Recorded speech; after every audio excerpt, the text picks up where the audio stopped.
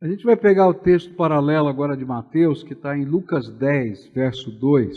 A gente vai continuar estudando Mateus, mas eu queria incluir essa figura que aparece no evangelista Lucas nesse mesmo contexto. E ele vai dizer assim: ele lhes disse, a seara é grande, mas os trabalhadores são poucos. Por isso peçam ao Senhor da seara que mande trabalhadores para a sua seara. Não levem bolsa, nem sacola, nem sandálias, e não saúdem ninguém pelo caminho.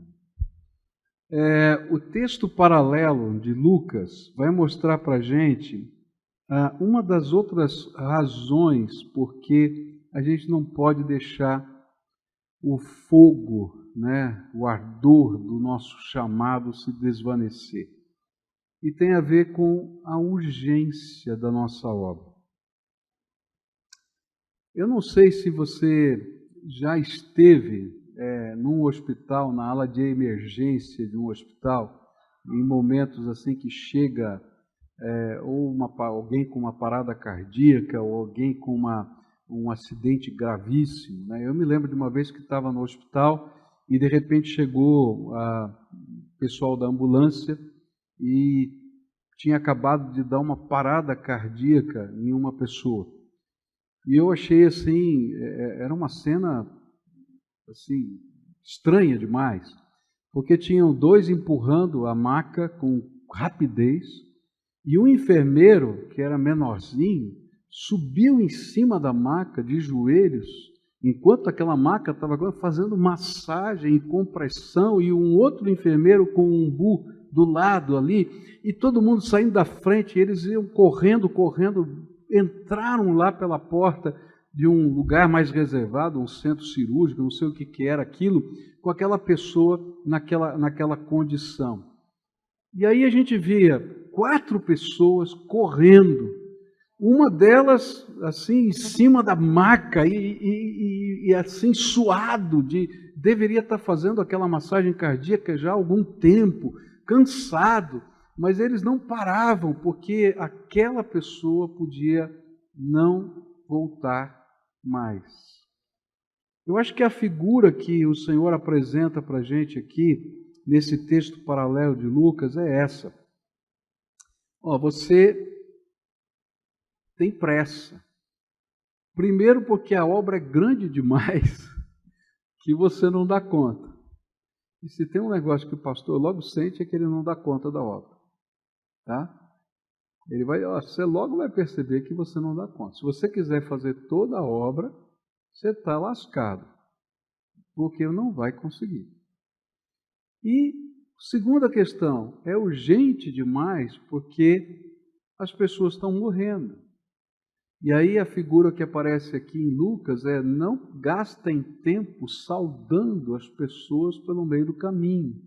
E essa é uma figura bíblica de urgência.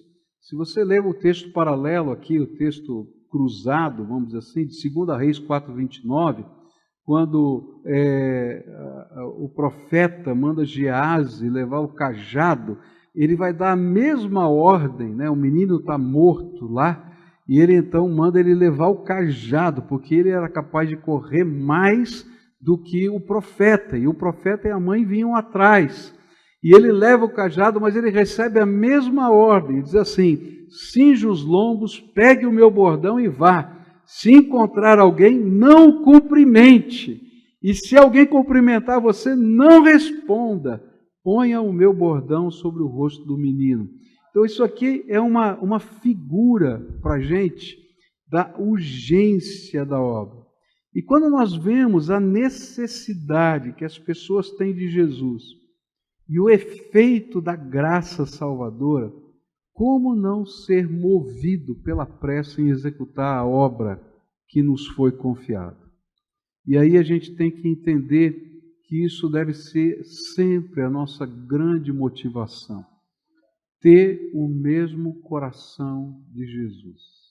O que Jesus está sentindo quando ele olha para os perdidos? O que Jesus está sentindo para aqueles que perderam a esperança? Se a gente não conseguir ter essa sensibilidade do coração de Jesus, a nossa motivação se desvanece. Alguns anos atrás, meu filho saiu com um grupo de evangelismo e eles foram para a rua evangelizar. E entraram num lugar que, lá em Curitiba, alguns devem conhecer, né, que a gente chama de mocó. Você sabe o que é um mocó? Mocó é um buraco na terra em que pessoas que vivem na rua, tá, se escondem para morar. Tá? Cavam aquele buraco, geralmente debaixo de pontes, de viadutos e assim por diante. Fazem tipo uma caverna e ali eles ficam morando ali. E aí esse grupo de evangelismo da igreja, junto com meu filho, saiu e entraram num local que tinha mocós, buracos da terra assim. E eles chegaram lá e começaram a falar de Jesus para aqueles meninos, eram meninos e meninas, adolescentes que estavam morando no mocó. E aí convidaram para que eles viessem ao culto. E aqueles meninos atenderam o convite.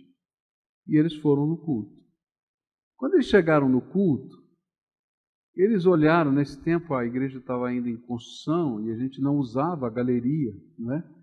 E usava só a parte de baixo. E eles chegaram num bando assim de uns 10 ou 12. Só que eles não ficaram na parte de baixo, eles subiram direto para a galeria. E quando chegaram lá na galeria, o pessoal da introdução da igreja veio lá na frente e disse assim: pastor, entrou um bando de meninos e meninas aí, né, estranho, subiram lá para a galeria, ficaram lá em cima, tal. Aí meu filho estava comigo lá na frente, ele falou: são os meus convidados, deixa que eu cuido deles. Daí saiu lá do púlpito e foi para lá, para a galeria. Chegou lá e começou a abraçar um por um. Quando abraçou um daqueles meninos, aquele menino começou a chorar. Eu, rapaz, o que está acontecendo? Ele falou: sabe, você passou lá no mocó, convidou a gente para vir na igreja. Quando a gente chegou aqui, a gente viu essa gente tão bonita, bem arrumada, perfumada. E a gente pensou assim: não tem lugar para a gente nem na casa de Deus. E a gente veio se esconder aqui em cima. E aí eu fiz uma oração. E a oração foi a seguinte: Deus, se o Senhor está me vendo aqui, e se tem lugar para mim aqui, manda alguém vir me dar um abraço. Aí ele começou a chorar, ele continuava chorando e dizia assim: e você que estava sentado lá na frente, um dos pastores saiu e veio me dar um abraço. Deus ouviu a minha oração, tem lugar para mim aqui. Sabe, quando a gente olha para cenas como essa, e a gente pensa: o que Deus está vendo lá de cima? E qual é o nosso papel diante da visão de Deus? Então a gente diz: não, a gente tem que começar logo. Não dá tempo para perder. Porque esses meninos estão sendo abusados, esses meninos estão sendo drogados, esses meninos estão sendo usados, os pais da rua estão fazendo o que querem com eles, e essa é a única proteção. E aí você olha para nosso pensamento social, que tem que devolver à família essas crianças, quando na verdade eles não querem estar com a sua família, porque lá foram abusados sexualmente e outras coisas, eles preferem morar na rua. E qual é o nosso papel? Às vezes eu gosto, como pastor, de parar o meu carro em alguns lugares da cidade, porque quando eu penso na missão que Deus me deu, eu não penso só no meu bairro, eu não penso só na minha igreja, eu penso que Deus me colocou ali como seu ministro. E eu começo a orar: Senhor, o que é que o Senhor está vendo aqui nesse bairro que eu não vi ainda? Revela para mim o que o Senhor está mostrando, o que o Senhor está vendo. Onde está o teu coração? Porque eu já estou atrasado. Me mostra, porque eu quero correr nessa direção. E é interessante que a maioria dos ministérios que eu iniciei, que não foram iniciados pelos dons, mas que Deus tocou no meu coração, eles nasceram assim, de realidades que você enxerga, que o Espírito Santo te mostra, e que você diz, Deus está vendo isso, e eu tenho que fazer parte dessa missão, desse projeto, e assim vai. Hoje a nossa igreja tem vários projetos com drogados, um deles que a gente chama de Cristolândia. Esse projeto é um projeto nacional dos batistas, mas aqui em Curitiba está debaixo da nossa responsabilidade, que é fazer uma busca ativa no meio das ruas para resgatar aquele que ninguém mais dá crédito, nem a sua família dá crédito. Mas eu creio que o Evangelho é o poder de Deus para a salvação daquelas pessoas e a transformação. Algumas não vão conseguir, e a gente sabe que não vão querer, mas algumas, e a Bíblia diz que uma alma vale mais que o mundo inteiro, algumas dessas a gente vai conseguir. E quando eu olho para essas, eu digo, cheguei a tempo. Mas algumas a gente não chega a tempo. Anos atrás eu fiz um sepultamento dos mais tristes na minha vida.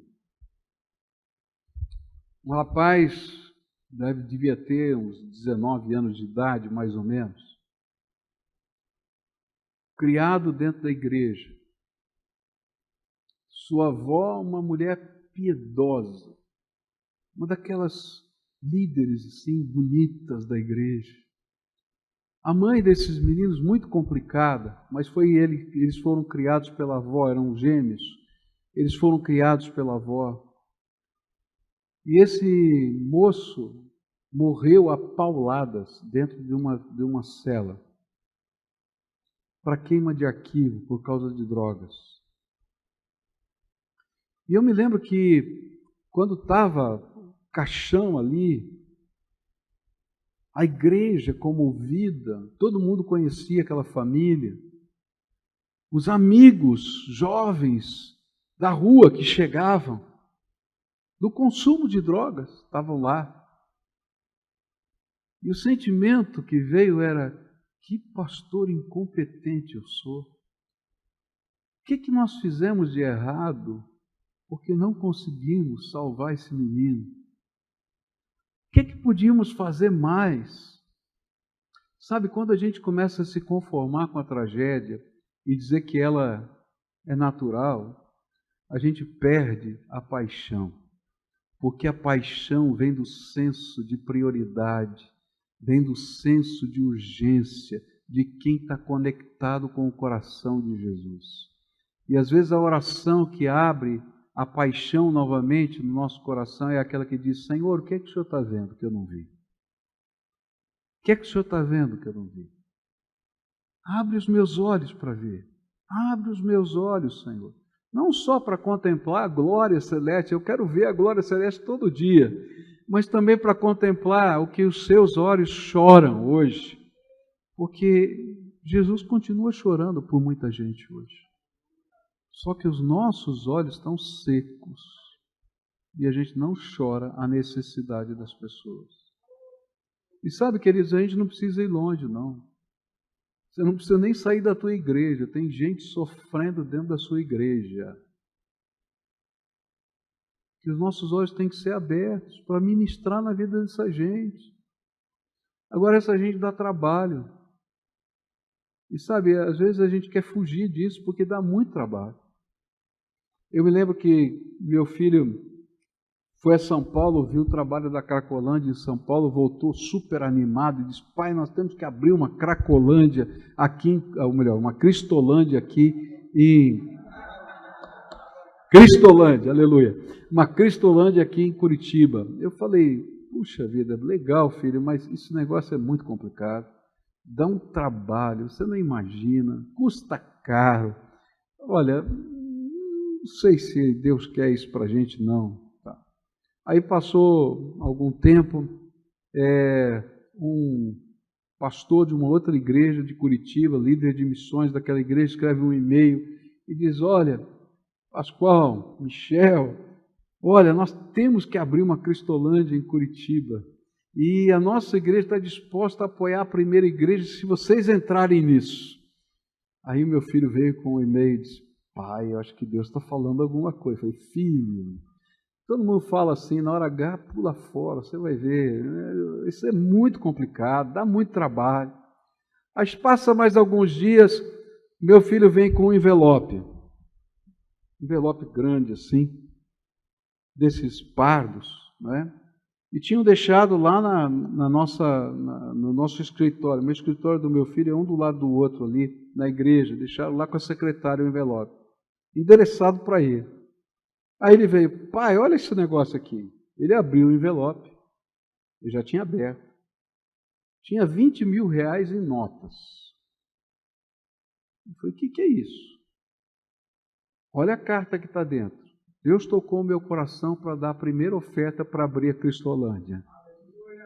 Aí ele olhou para mim, o senhor tem dúvida que Deus está falando alguma coisa, pai?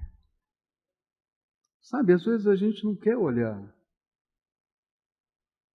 Não porque a gente não ame Jesus, é que dá trabalho olhar. Você vai entrar numa encrenca. Você já lidou com endemoniado? Às vezes você olha para aqueles caras assim e diz, meu Deus, vai levar 3 dias até sair todos esses demônios daqui. Ah, Jesus, tenha misericórdia. Eu já fiz isso, eu tenho que pedir perdão para Deus. É verdade. Estou brincando. Mas o que Jesus pensa de mim quando eu faço isso? Filho, eu mandei para você, porque toda a autoridade no céu e na terra foi dado para mim, e eu deleguei para você, cuida das minhas ovelhinhas. Lembra do que ele disse para Pedro? Pedro, apacenta os meus cordeirinhos. A gente às vezes não entende isso na dimensão que Deus tenta nos revelar. Anos atrás eu estava lá em São Paulo pastoreando, quando o diretor do Colégio Batista me chamou para cuidar de uma família, de uma senhora viúva, uma criança de 7 anos de idade, e ela estava com estado terminal de câncer no pulmão, nos 2 pulmões, metástase no corpo. E aí eu fui visitá-la, orar com ela.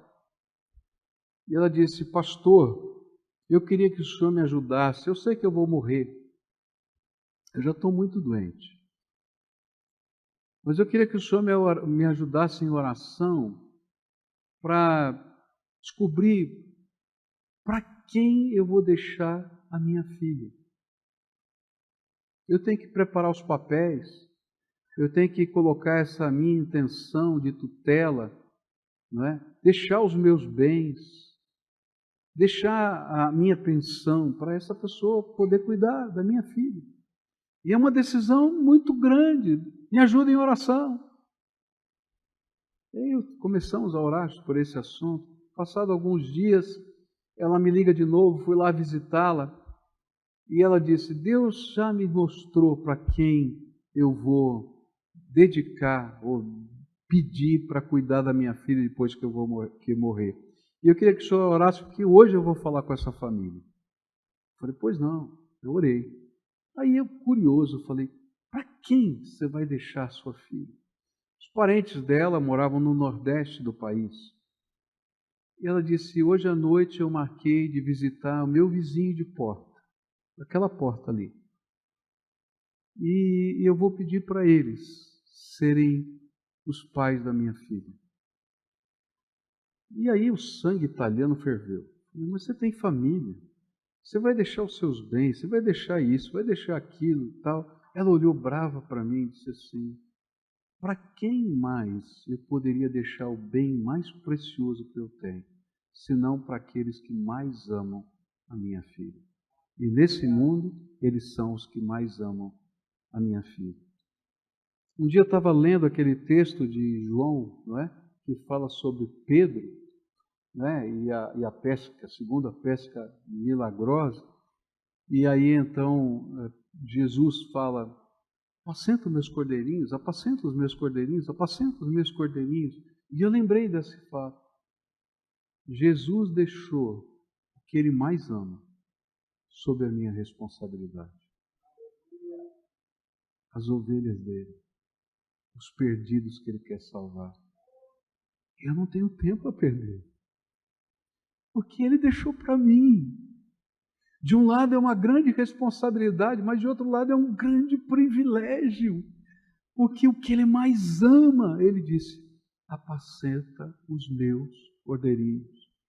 Às vezes nos falta, no sentido de perder a paixão, é ter os olhos de Jesus, para perceber a urgência, para perceber a necessidade, para perceber que a gente está nessa jornada com Ele. E a gente vai perceber que essa obra é grande demais, porque Ele tem muitas ovelhas que Ele está chamando. E se você quer ter um ministério profícuo, você tem que dobrar os seus joelhos para Deus mandar trabalhadores para a seara.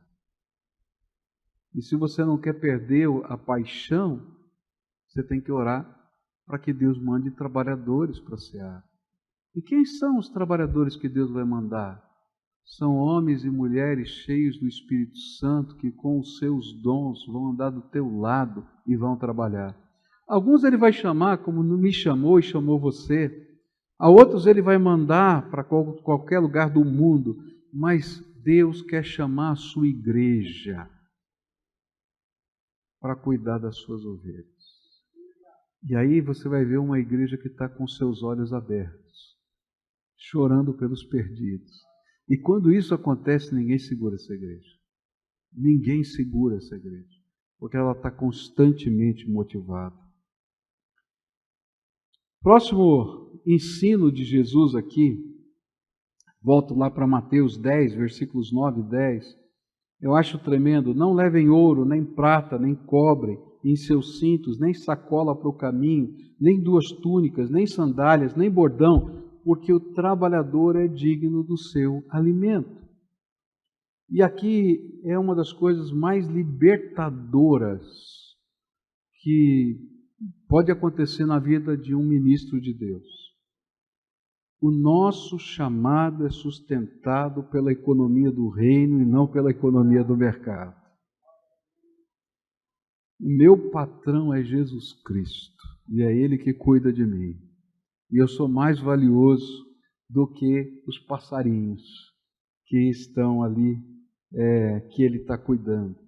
E nesse sentido, eu tenho visto muito pastor, muito líder religioso, com a sua chama apagando por questões de grana. Por quê? Porque se o teu sustento vem da igreja, se assim você pensa, então você está sempre magoado porque as pessoas não reconhecem o seu trabalho. Agora, se você tem uma demanda e você fala com o patrão, em vez de falar com o gerente, você vai descobrir as coisas inusitadas do reino. A gente vai descobrir graça de Deus.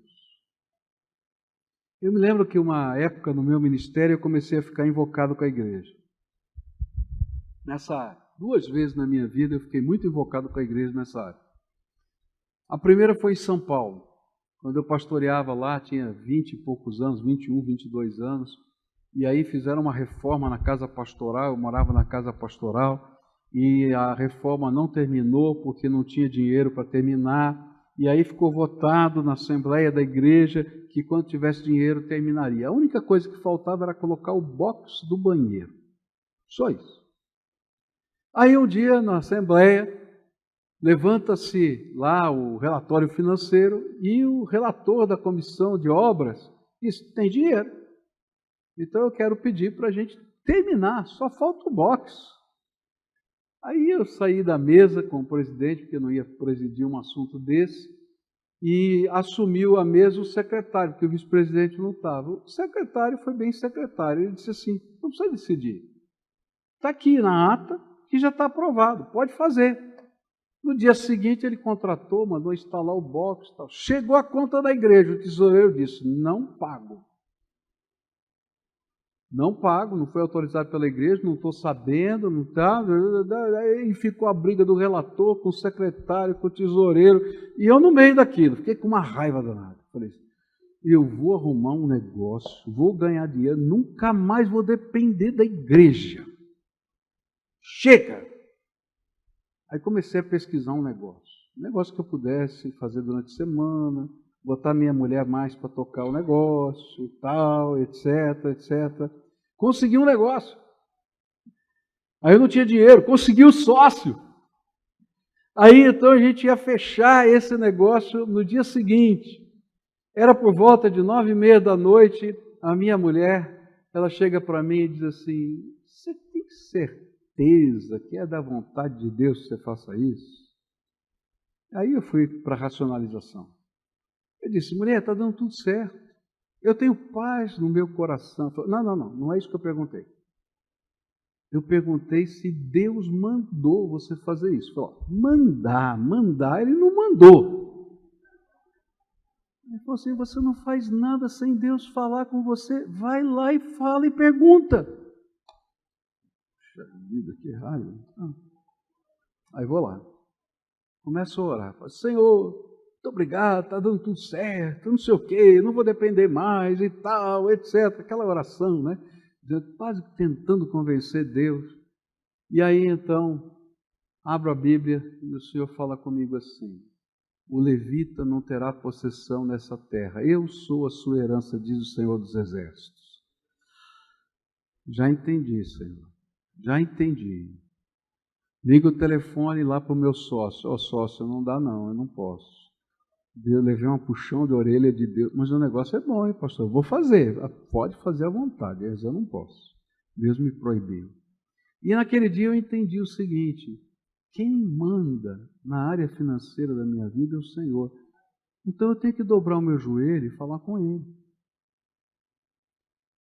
Aqui em Curitiba, eu sentei com a liderança da igreja, e a igreja dava um auxílio moradia para pagar o aluguel, né, dos demais pastores. Eu morava na casa pastoral, no apartamento pastoral.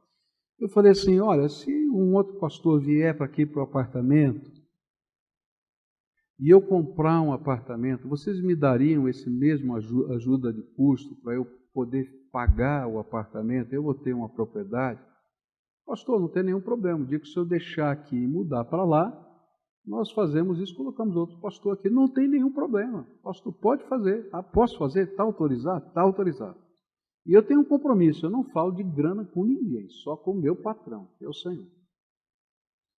Aí eu convenço, comprei um apartamento em construção, o cara entrega o apartamento, eu fui lá, falei, olha, pelo amor de Deus, você me entrega o primeiro apartamento, expliquei para ele, eu tenho uma ajuda de custo, mas essa ajuda só vem quando acontecer.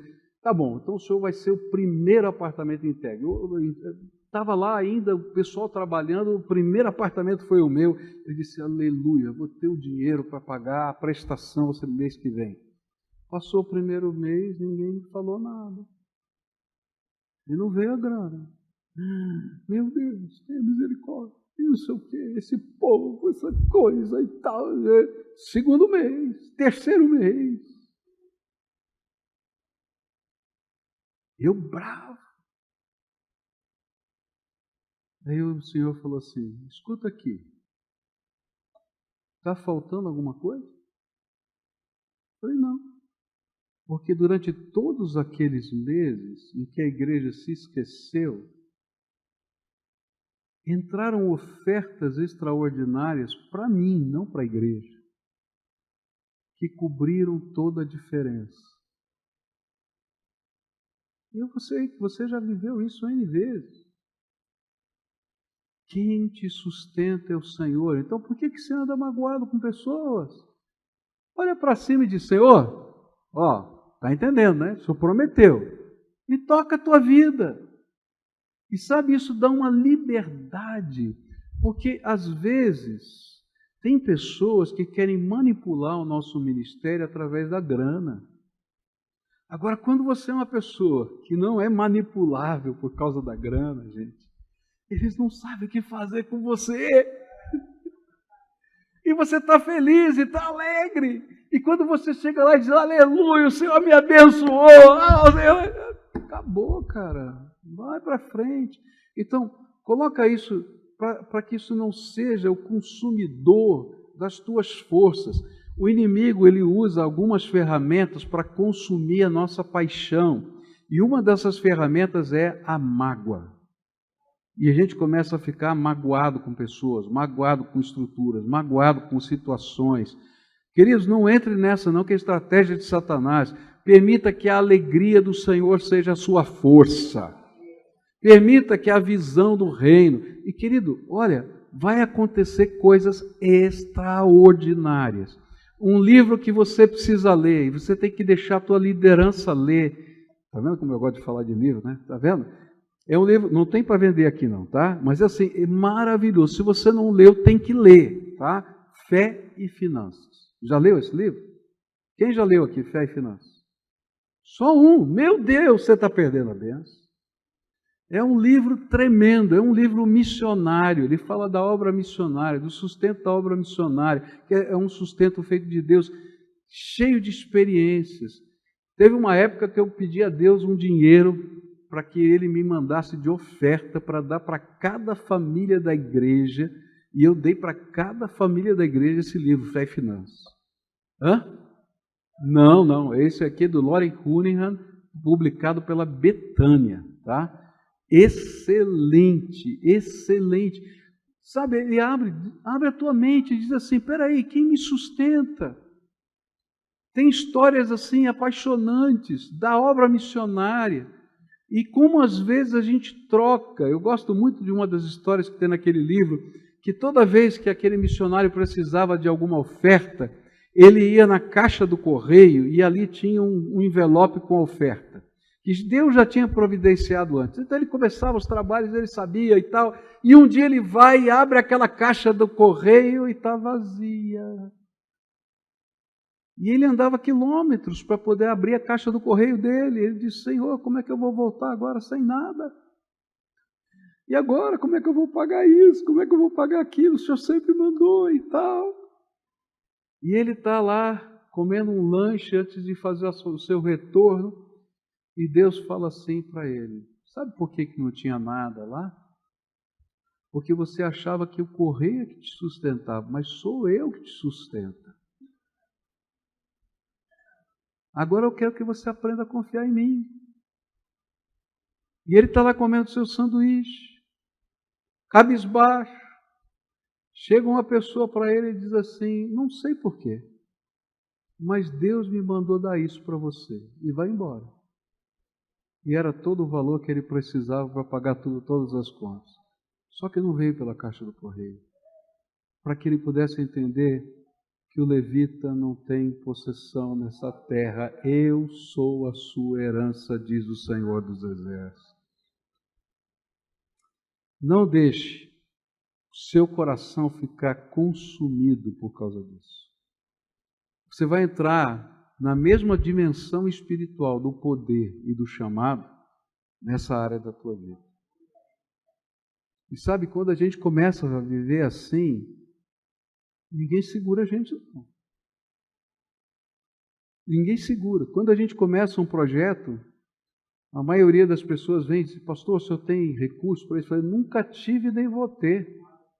Eu vou começar porque Deus vai mandar. Eu não faço nada louco, não faço dívidas, tá? Mas eu sei que vai vir. Se Deus colocou, ele vai vir. E vai vir para o meu sustento. Não importa como vai ser. Quando eu comecei a receber essa palavra do Senhor no final aí, são 8 anos e meio, eu fiquei maluco. Eu comecei a dizer assim, como é que eu vou fazer agora? Eu vou sair da PIB? Como é que eu vou me sustentar? Aí o Senhor falou assim, por acaso foi a PIB que te sustentou até hoje, meu querido? Sou eu, o mesmo patrão. Então fica na tua aí que eu vou cuidar de você. E quando eu começo a pensar de novo, levo outra bordoada. Por quê? Porque essa é uma grande tentação humana. Sabe por que a gente pensa assim? Porque a gente quer ter o controle. E aí ele diz assim, filho, eu não te dei o controle. Eu estou te dando graça. Está entendendo a diferença? Nós queremos controle, mas o Senhor está dando para a gente graça.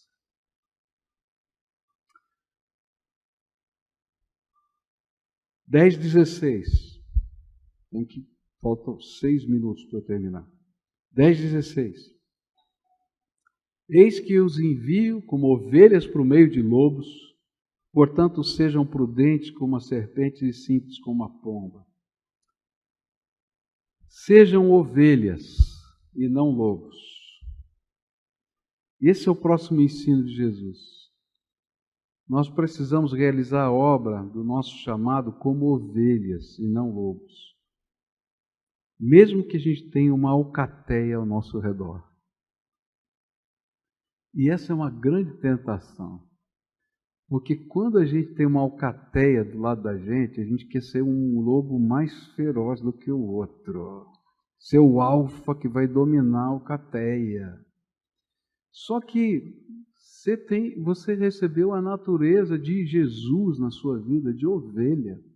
E enquanto você for ovelha, o pastor cuida dos lobos. Mas enquanto você quer ser o líder da alcateia, o Senhor diz, lobo eu não pastoreio. E aí você está perdido. Não é a política institucional que vai fazer diferença, não vai ser a nossa maneira de articular.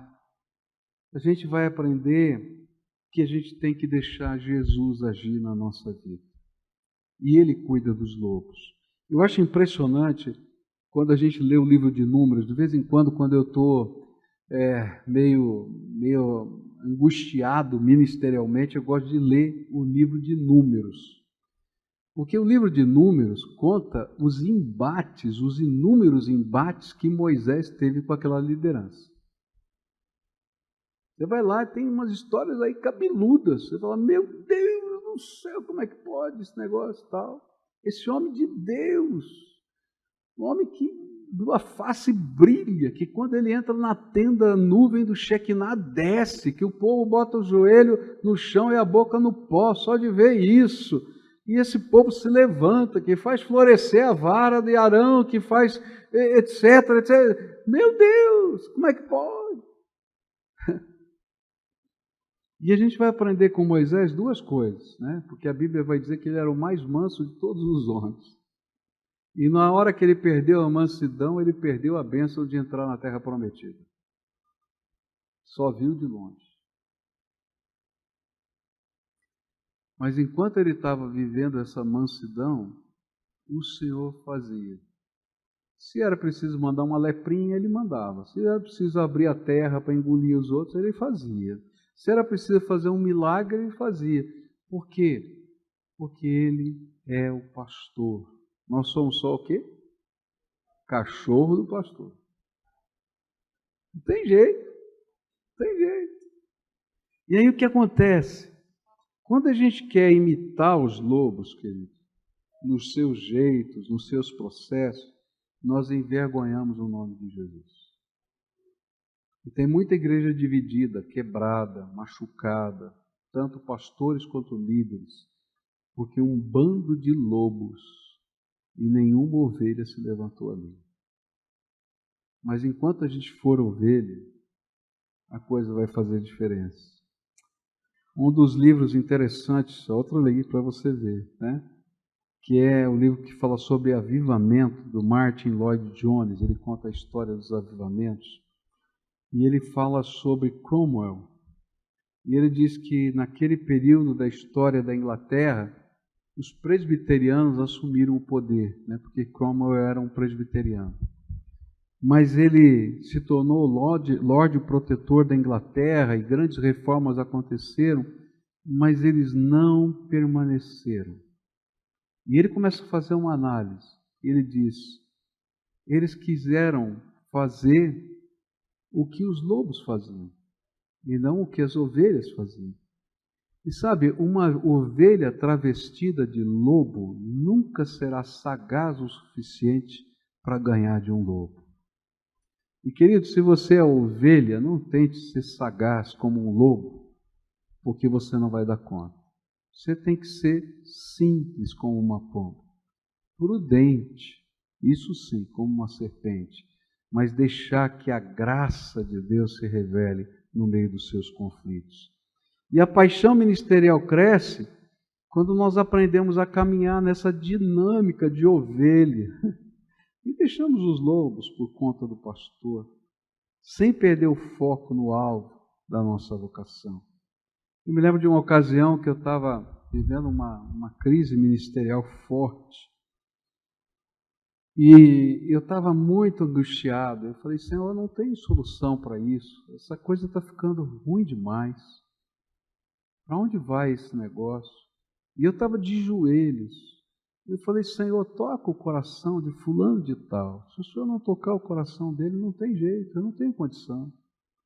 Essa briga que está nascendo vai crescer. E vai quebrar essa obra.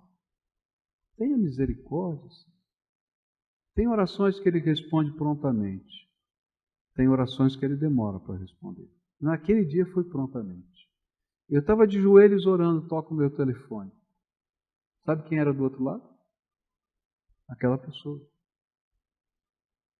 Ele disse, pois não, meu irmão. Ele disse, pastor, eu não sei o que está acontecendo, mas eu estou com um peso na minha alma. Nós temos que sentar e conversar, porque nós estamos em rota de colisão. Eu falei, meu querido, eu estou aqui de joelhos, orando por você agora, para que Deus tocasse o seu coração como Ele está tocando o meu. Vamos conversar hoje. E ali nós resolvemos um problema que talvez fosse tão complicado para a gente resolver. A gente precisa ser só ovelha. Não queira ser lobo, porque Deus não te deu essa natureza. Graças a Deus, você foi transformado, lavado no sangue do Cordeiro. E termino aqui, para a gente caminhar para o fim, com Mateus 10, 40 a 42. Olha que coisa linda esse texto. Jesus está chamando os discípulos. Eles não fizeram obra nenhuma ainda. Ele vai dizer assim, quem recebe vocês, é a mim que recebe. E quem recebe a mim, recebe aquele que me enviou. Quem recebe um profeta, no caráter de profeta, receberá a recompensa de profeta. E quem recebe um justo, no caráter de justo, receberá a recompensa de justo. E quem der de beber, ainda que seja um copo de água fria, a um desses pequeninos, por ser este meu discípulo, em verdade lhes digo que de modo nenhum perderá a sua recompensa. E eu termino dizendo o seguinte, a gente nunca vai perder a paixão, se a gente entender que ninguém pode roubar a nossa recompensa. A nossa recompensa não está aqui. Sabe, meus irmãos, a recompensa não é um prédio que você construiu. A recompensa não é um bem que você adquiriu. São manifestações do carinho de Deus na nossa vida, só isso. Mas a recompensa é muito maior. É muito maior. E sabe o que é legal nesse processo do galardão? É que Deus não mede o galardão pelos nossos feitos. Ah, você ganhou não sei quantos mil para Jesus, você fez isso, você fez aquilo. Deus não está olhando para isso não. Porque quem recebe um profeta na qualidade de profeta tem a mesma recompensa do profeta. E até se você der um copinho de água para um discípulo, você tem a recompensa garantida. Então, onde está o critério? Sabe onde está o critério? Na obediência. Faz o que Deus te mandou para fazer.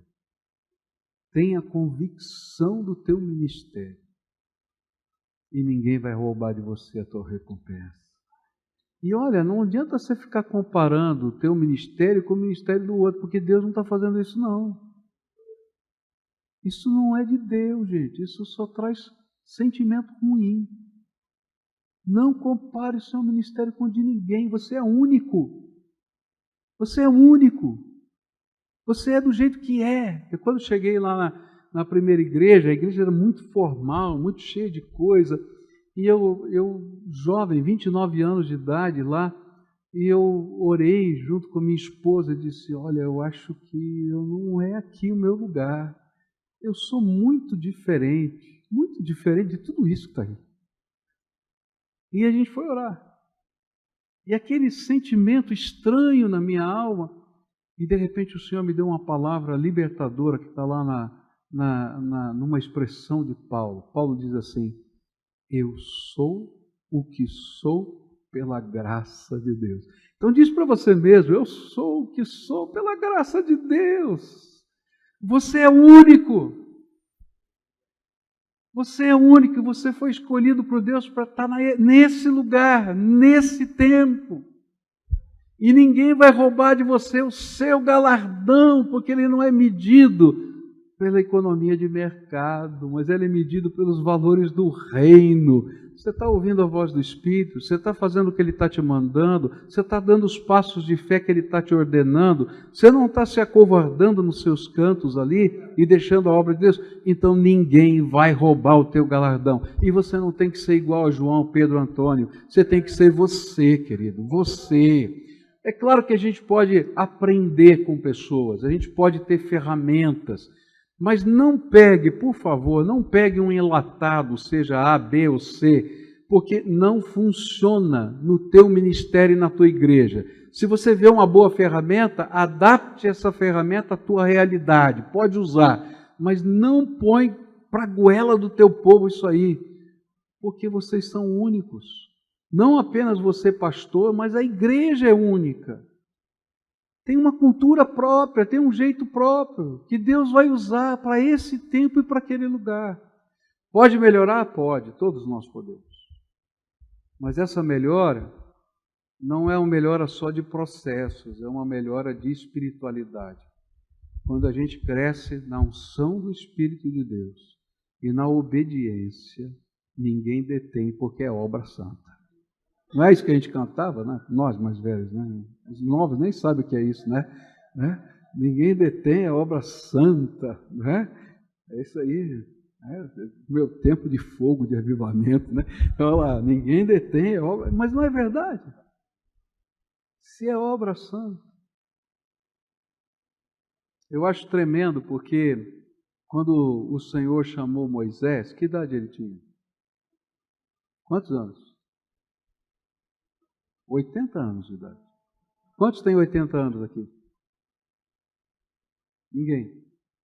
Tem alguém de 80 anos aí? Hã? 7 e 1, ainda tem 9 ainda. Deve demorar, viu? 80 anos.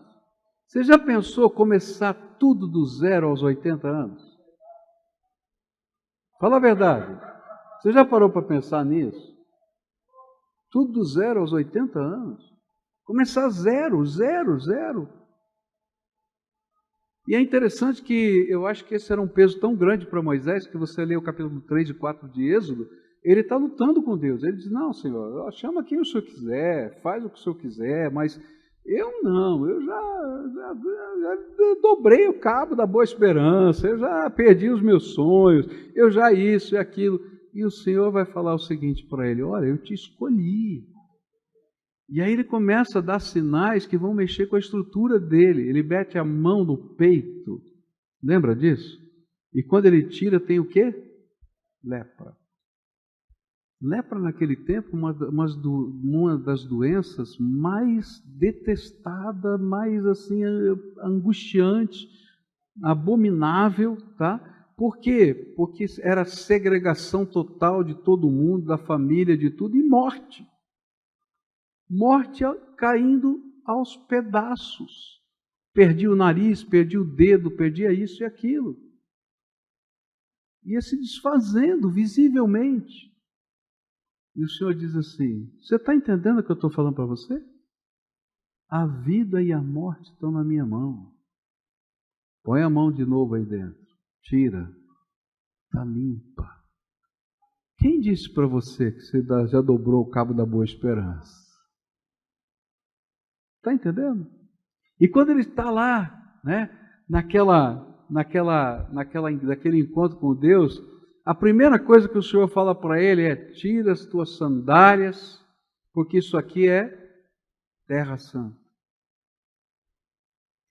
E sabe, a gente vai descobrir que quando a gente está pisando na terra santa do reino de Deus, do ministério, do chamado que Ele nos deu, qualquer arbusto velho pega fogo e não se consome, como aquele que estava lá em cima. Então, você está se sentindo um arbustinho velho? O Senhor vai botar fogo que não consome. Porque lá na juventude, Ele botou um fogo que o consumiu, matou um cara e teve que ser exilado. Agora Deus está derramando um fogo que não consome. E Ele vai fazer a obra dele na sua vida. Então você é único. Não copie nada de ninguém. E ninguém vai roubar o seu galardão. A sua recompensa não está no número de feitos, mas naquilo que Deus te mandou fazer e na visão que Ele te deu para você realizar.